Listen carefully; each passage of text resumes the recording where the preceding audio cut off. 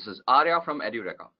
Today's video is all about interview questions that are asked for cybersecurity personnel. So today's video will be actually divided into two parts. The first part will actually cover all the general questions that are asked for cybersecurity jobs, and the next part will cover the scenario-based questions that are asked in such interviews. Okay, so let's get started. So the first question is, what do you mean by cybersecurity?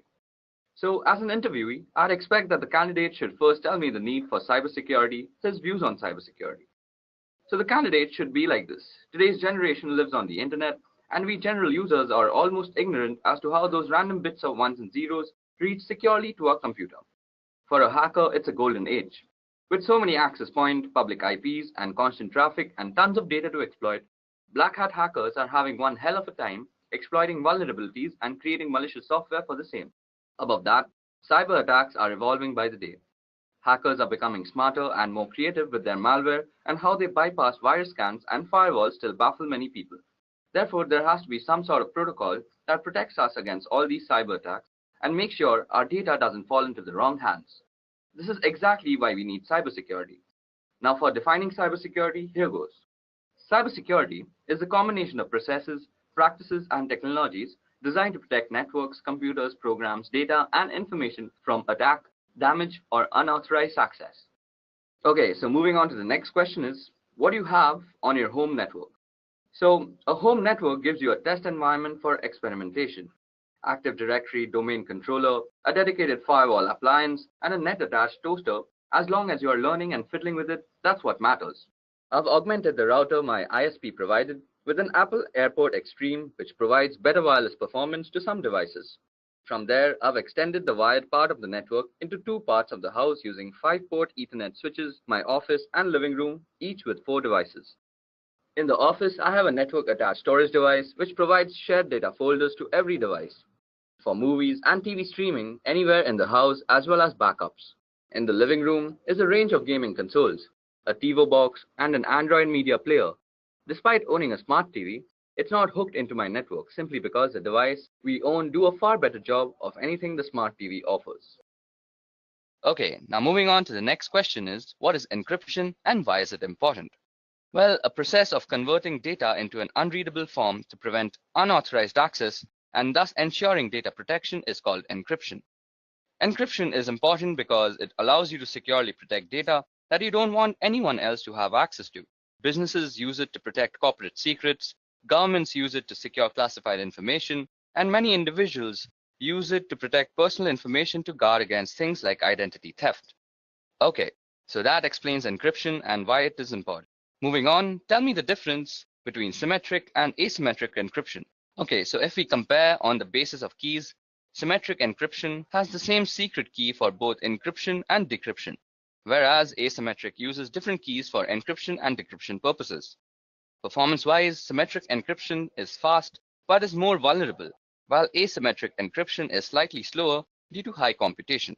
Some examples of symmetric are DES and 3DES, while asymmetric, the most popular is RSA and Diffie-Hellman. Okay, so time for the next question. So what is the CIA triad? Now, in this question, the candidates should explain what is CIA triad and what it is used for. So here's the answer. The CIA triad for information security provides a baseline standard for evaluating and implementing information security, irrespective of the system and/or organization in question, where confidentiality is all about making sure that data is accessible only to its intended individual. Measures undertaken to ensure confidentiality are designed to prevent sensitive information from reaching the wrong people while making sure that the right people can in fact get it. Integrity, on the other hand, is all about making sure that data is kept properly intact without it being meddled with in an unauthorized way. Data must be changed in transit, and steps must be taken to ensure that data can be altered by unauthorized people. These measures include file permission and user access controls. On the topic of availability, well, it is all about making sure that data and computers are available as needed by authorized parties. Moving on to the next question is, what do you understand by risk, vulnerability, and threat in a network? Well, threat refers to someone or something with the potential to do harm to a system or an organization. Moving on, vulnerability refers to a weakness of an asset that can be exploited by one or more attackers. In other words, it is an issue or bug that allows an attack to be successful. Last but not the least, risk refers to the potential for loss or damage when a threat exploits a vulnerability. Okay, the next question is, how do you report risk? Well, risk needs to be assessed first before it can be reported. There are two ways you can actually analyze risk. The first is, it can be either quantitative or qualitative. This approach is suitable for both technical and business guys. The business guys will see the probable loss in numbers, while the technical guys will monitor and assess the impact and frequency. Now, depending on the audience, the risk can then be reported. Moving on, how do you differentiate between IPS and IDS systems? Well, first of all, IDS stands for Intrusion Detection System, and IPS is Intrusion Prevention System. Now, IDS just detects the intrusion and leaves the rest to the administrator for assessment and evaluation or any further action. IPS, on the other hand, detects the intrusion and takes necessary actions to further prevent intrusion. Also, there is a difference in the positioning of devices in the network. Although they work on the same concept, the placement is very, very different. Moving on, what do you know about cybersecurity frameworks? Well, cybersecurity framework is a voluntary guidance based on existing guidelines and practices for organizations to better manage and reduce cybersecurity risks. Besides helping associations oversee and decrease probable risks, it was intended to cultivate risk and cybersecurity administration communications among both inner and outer authoritative partners. Most frequently adopted cybersecurity frameworks are PCI DDS, which stands for Payment Card Industry Data Security Standards, the ISO 27001 and 27002, which is the International Organization for Standardization, then CIS, which stands for Critical Security Control, and the most famous cybersecurity framework is NIST. Moving on to the next question, which is, what is weak information security? Well, information security policy is considered to be weak if it does not meet the criteria of an effective one. The criteria include distribution, review, comprehension, compliance, and uniform. Information security is weak if the policy has not been made readily available for review by every employee within an organization, or the organization is unable to demonstrate that the employees understand the content of the policy document. This is when an information security is considered weak. Moving on to the next question is, what's the better approach of setting up a firewall? Okay, so following are the steps you should take to configure your firewall. The first is a username and password. Modify the default password for your firewall device. Next is the remote administration, which will disable the feature of remote administration from the outside network. Then comes port forwarding. For certain applications to work properly, such as a web server or FTP server, you need to configure appropriate port forwarding. Next comes the DHCP server, which is installing a firewall on a network with an existing DHCP server will cause conflict unless the firewall's DHCP server is disabled. Then is logging. Now, in order to troubleshoot firewall issues or potential attacks, you want to make sure to enable logging and understand how to view the logs. Last but not the least, we need to actually go through the policies. Now, if you want to have solid security policies in place, make sure that your firewall is configured to enforce those policies. Moving on to the next question is, can you explain SSL encryption? Now, SSL stands for Secure Socket Layer, and it is a protocol which enables safe conversation between two or more parties. It is designed to identify and verify that the person you are talking to on the other end is exactly who they pretend to be. We also have HTTPS, which stands for Hypertext Transfer Protocol Secure, which is actually HTTP combined with SSL, which provides you with a safer browsing experience with encryption. So this is a very tricky question, but SSL wins in terms of security. Moving on, which one is more secure, SSL or TLS? Well, SSL is meant to verify the sender's identity, but it doesn't search for any more hazards than that. SSL can help you track the person you are talking to, but that can also be tricked at times. TLS is another identification tool just like SSL, but it offers better security features. It provides additional protection to the data, and hence SSL and TLS are often used together for better protection. Moving on, what are salted hashes? Well, salt is actually random data. When a properly protected password system receives a new password, it creates a hash value of that password and adds a random salt value. Then the combined value is stored in its database. This helps defend against dictionary attacks and known hash attacks. Example, if someone uses the same password on two different systems and they are being used using the same hashing algorithm, the hash value would be same.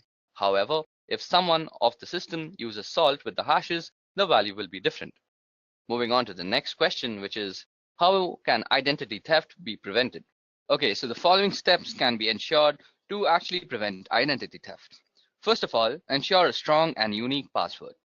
Secondly, avoid sharing confidential information online, especially on social media. Third, shop from known and trusted websites only. Fourth, use the latest version of the browsers. Fifth, install advanced malware, spywares, and tools. Next, use specialized security solutions against financial data and always update your system and software. And last but not the least, always protect your social security number. Now, moving on to the next question is how can you prevent a man-in-the-middle attack? Okay, so an MITM attack happens when communication between two parties, that is systems, is intruded or intercepted by an outside entity. This can happen in any form of online communication, such as email, social media, web surfing, etc. Not only they are trying to eavesdrop on your private conversation, they can also target all the information inside your devices, and the outcome could be pretty catastrophic. So the first method to prevent this attack would be to have encryption, preferably public key encryption between both the parties. This way, they both will have an idea with whom they are talking with because of the digital verification. Secondly, to prevent this, it is best to avoid open Wi-Fi networks, and if it is necessary, then use plugins like HTTPS, force TLS, etc. Moving on to the next question, which is state the differences between encoding, hashing, and encryption. Okay, so the purpose of encoding is to transform data so that it can be properly and safely consumed by a different type of system. That is, example, a binary data being sent over email or viewing special characters on a web page. The goal is not to keep information secret, but rather to ensure it's able to be properly consumed. Examples include ASCII, Unicode, URL encoding, and base64.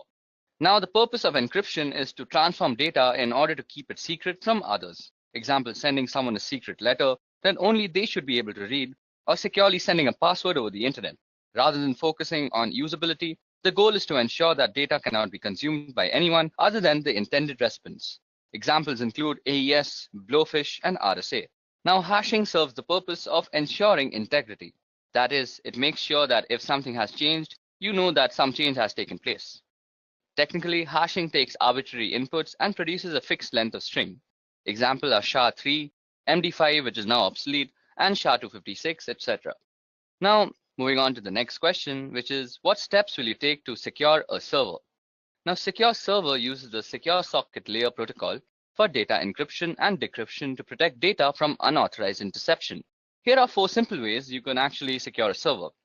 So the first way is that you make sure that you have a secure password for your root and administrator user. Secondly, the next thing you need to do is to make new users on your system. These will be the users you'll use to manage the system. Step 3 is remove remote access from the default or root administrator accounts. And the last step is to configure your firewall rules for remote access. Okay, so the next question is what is a DDoS attack and how is it mitigated? Okay, so DDoS stands for Distributed Denial of Service. When a network is flooded with large number of requests, which is not recognized to handle, making the server unavailable to the legitimate request senders. DDoS can be mitigated by analyzing and filtering the traffic in the scrubbing centers, and the scrubbing centers are centralized data cleaning stations wherein the traffic to a website is analyzed and malicious traffic is removed. Okay, so the 20th question is, why do you need DNS monitoring? The domain name system allows your website under a certain domain that is easily recognizable, also keeps the information about other domain names. It works like a directory for everything on the internet. Thus, DNS monitoring is very important since you can easily visit a website without actually having to memorize their IP addresses. DNS has an important role in how end users in your enterprise connect to the internet. Inspecting DNS traffic between clients' devices and your local recursive resolver could be revealing a wealth of information for forensic analysis. DNS queries can reveal both botnets and malwares connecting to the CNC server. So this is why DNS monitoring is very essential. Moving on, what is a three-way handshake? The TCP three-way handshake in transmission control protocol is the method used by a device on a network to set up a stable connection over an internet protocol-based network. TCP's three-way handshaking technique is often referred to as the SYN-SYNAC, or more accurately SYN, SYNAC, and ACK because there are 3 messages transmitted by the TCP to negotiate and start a TCP session between 2 computers. Moving on to the next question is what are black hat hackers, white hat hackers, and gray hat hackers? So like all hackers, black hat hackers usually have extensive knowledge about breaking into computer networks and bypassing security protocols. They are responsible for writing malware, which is a method used to gain access to these systems. Their primary motivation is usually for a personal or financial gain, but they can also be involved in cyber espionages, protests, or perhaps just addicted to the thrill of cybercrime. Now, white hat hackers choose to use their power for good rather than evil. Also known as ethical hackers, white hat hackers can sometimes be paid employees or contractors working for companies as security specialists that attempt to find security holes via hacking. They employ the same method of hacking as black hats with one exception, that is, they do it with permission from the owners of the system first, which makes the process completely legal. Now there comes grey hat hackers. As in life, they are grey areas that neither black nor white. Grey hat hackers are a blend of both black hat and white hat hackers. Often, grey hat hackers will look for vulnerabilities in a system without the owner's permission or knowledge. If issues are found, they will report them to the owner, sometimes requesting a small fee to fix the issue. Okay, now moving on. How often should you perform patch management? Well, patch manage should be done as soon as it is released. For Windows, once the patch is released, it should be applied to all machines not later than 1 month. Same goes for network devices. We should patch it as soon as it is released. And proper patch management process should be followed too. Question number 24. What do you know about application security? Application security is the practice of improving the security of applications using software, hardware, and other procedural methods. Countermeasures are taken to ensure application security, the most common being an application firewall that limits the execution of files or the handling of data by specific installed programs. Moving on to the next question, which is differentiate between penetration testing and software testing. Now, penetration testing helps identify and address the security vulnerabilities, whereas software testing focuses on functionality of the software and not the security aspect. A good penetration tester truly thinks differently than the other two. They don't care about the proper behaviors of the system or software, and they are crafty, looking for that one small chink of vulnerability that was not mitigated. And software security testers generally have a fair amount of crossover, as they usually know the full details of the system or software, and they know how it's supposed to properly behave when properly used, and they can test for a lot of the common end user misbehaviors. Moving on, when to use traceroute or traceroute. So traceroute is a command which can show you the path a packet of information takes from your computer to the one you specify. It will list all the routers it passes through until it reaches its destination, or fails to and is discarded. In addition to this, it will tell you how long each hop from router to router takes. Now, when you connect to a website, say howtogeek.com, the traffic has to go through several intermediaries before reaching the website.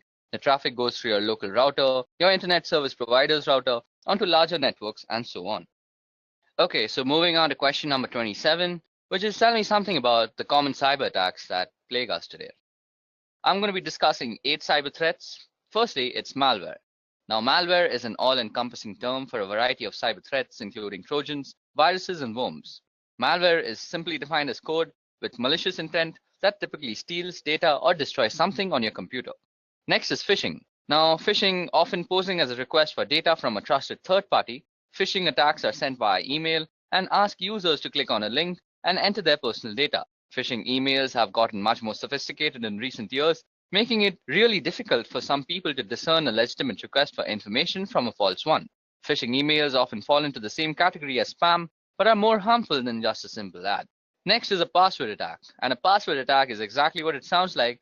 That is a third party trying to gain access to your system by cracking a user's password, usually using some algorithm like brute force, dictionary attacks, or a software which is a keylogger.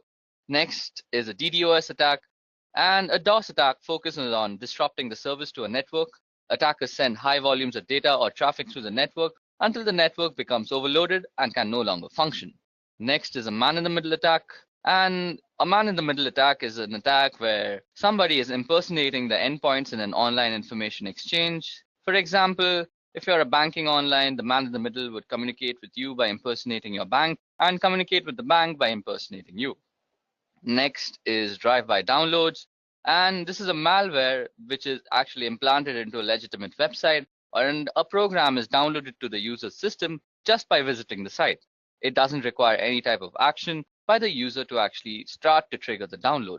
Next is malvertising, and malvertising is actually malicious code which is hidden behind advertisements on websites, and it is also downloaded to your system without your knowledge. Last but not the least is rogue software, which is malware that masquerades as legitimate and necessary security software that will keep your system safe. Okay, so moving on to the next question is what are different OSI layers and what is the job of the network layer? Okay, so OSI or Open System Interconnection is a reference model for how applications communicate over a network. A reference model is a conceptual framework for understanding relationships, and the purpose of the OSI reference model is to guide vendors and developers so the digital communication product and software programs they create can interoperate and to facilitate a clear framework that describes the function of a network or telecommunication system. The 7 OSI layers are application layer, presentation layer, session layer, transport layer, network layer, data link layer, and the physical layer. Okay, so the network layer is actually used for controlling the operations of the subnet, and the main job of this layer is to deliver packets from a source to a destination across multiple links. Moving on to the next question, which is how would you reset a password-protected BIOS configuration? Now, since BIOS is a pre-boot system, it has its own storage mechanism for its setting and preferences. In the classic scenario, simply popping out the CMOS battery will be enough to have the memory storing these settings lose its power supply, and as a result, it will lose all its setting. Other times, you'll need to use a jumper or a physical switch on the motherboard. Still other times, you'll need to actually remove the memory itself from the device and reprogram it in order to wipe it out. The simplest way by far, however, is if the BIOS has come from the factory with the default password enabled, try the whole word password. Now for question number 30. What is cross-site scripting or XSS? Now XSS refers to client-side code injection attacks wherein an attacker can execute malicious scripts, also commonly referred to as malicious payload, into a legitimate website or web application. XSS is amongst the most rampant of web application vulnerabilities and occurs when a web application makes use of unvalidated or unencoded user input within the output it generates. By leveraging XSS, an attacker would exploit a vulnerability within a website or web application that the victim would visit, essentially using the vulnerable website as a vehicle to deliver a malicious script to the victim's browser.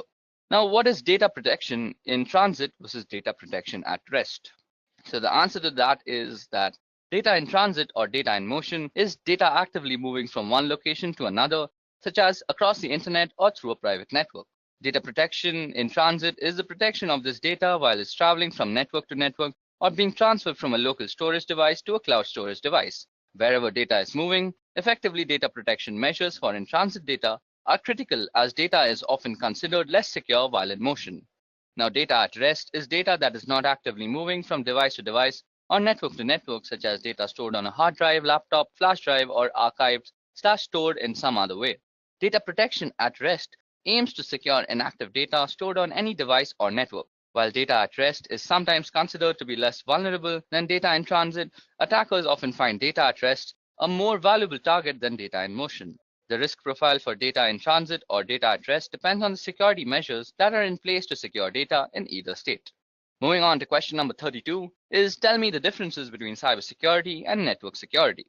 Okay, so cybersecurity describes that the policies and procedures implemented by a network administrator to avoid and keep track of unauthorized access, exploitation, modification, or denial of the network and the network resources.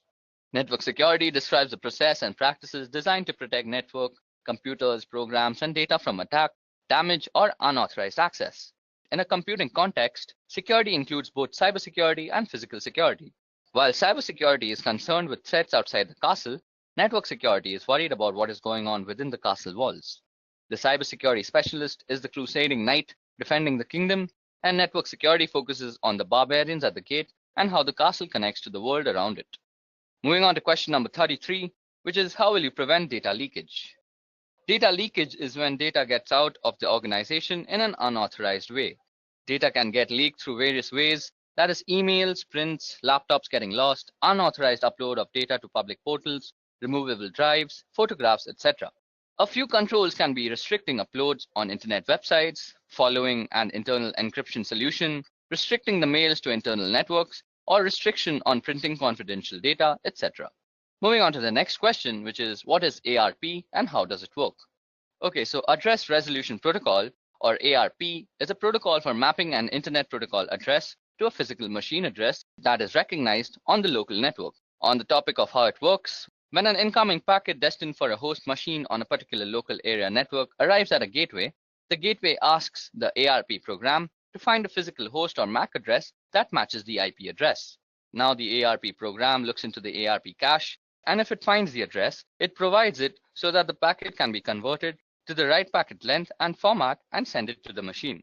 Now, if no entry is found for the IP address, ARP broadcasts a request packet in a special format to all machines on the LAN to see if one machine knows that it has the IP address associated with it. So for question number 35 is, what is 2FA and how can it be implemented for the public websites? So an extra layer of security that is known as multi-factor authentication requires not only a password and username, but also something that only that user has on them. That is a piece of information only they should know or have immediately to hand, such as a physical token.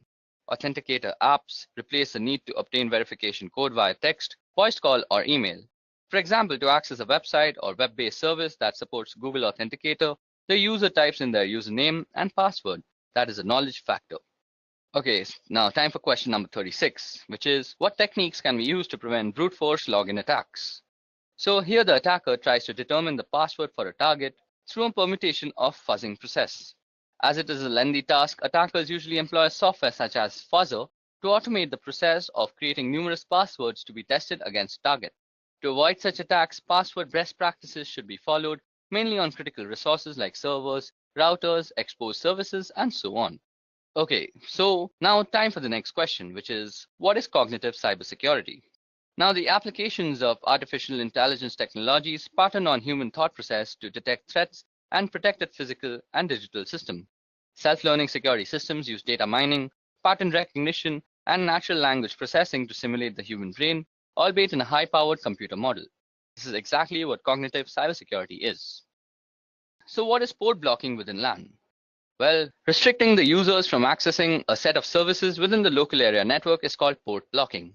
Stopping the source not to access the destination node via ports as applications work on the port, so ports are blocked to restrict the access, filling up the security holes in the network infrastructure. Okay, so time for question number 39, which is, what is the difference between VPN and VLAN? Okay, so VPN is related to remote access to the network of a company, while VLAN basically means to logically segregate networks without physically segregating them with various switches. Now, while VPN saves the data from prying eyes while in transit and no one on the net can capture the packets and read the data, VLAN does not involve any encryption technique, but it is only used to slice up your logical network into different sections for the purpose of management and security. Okay, so it's time for question number 40. So the question is, what protocols fall under the TCP/IP internet layer? Okay, so I'll be going through the 5 layers that consist the TCP/IP protocol, and I'll also be listing out the protocols that are inside every layer. So starting with the physical layer, the protocols that reside in the physical layer are the Ethernet IEEE 802.3 and the RS-232 from one of the many protocols. And moving on to the data link layer, we have the PPP protocol, the IEEE 802.2 protocol. Then moving on to the network layer, it's governed by the IP protocol, the ARP protocol, which is basically the address resolution protocol, and the ICMP protocol. Then moving on ahead is the transport layer. Now the transport layer has 2 main protocols, namely the TCP and the UDP protocols. And last but not least, we have the application layer, which is governed by a multiple of protocols, namely NFS, NIS+, DNS, Telnet, FTP, RIP, SNMP, and various other protocols as such. Okay, so that brings us to the end of the general interview questions that might be asked in any cybersecurity interview. Now moving on to the scenario-based questions. So first, I'll be reading out the scenario, and then I'll ask the questions regarding the scenario 2. Okay, so for scenario number 1, we have, you receive the following email from help desk. So the email goes as follows. Dear UCSC email user, beginning next week, we will be deleting all inactive email accounts in order to create space for more users. You are required to send the following information to continue using your email account. If we do not receive this information from you by the end of the week, your email account will be closed. So then the email actually goes on to ask the various credentials like name, email login, password, DOB, and alternate email. And then it says, please contact the webmail team with any questions, and thank you for your immediate attention.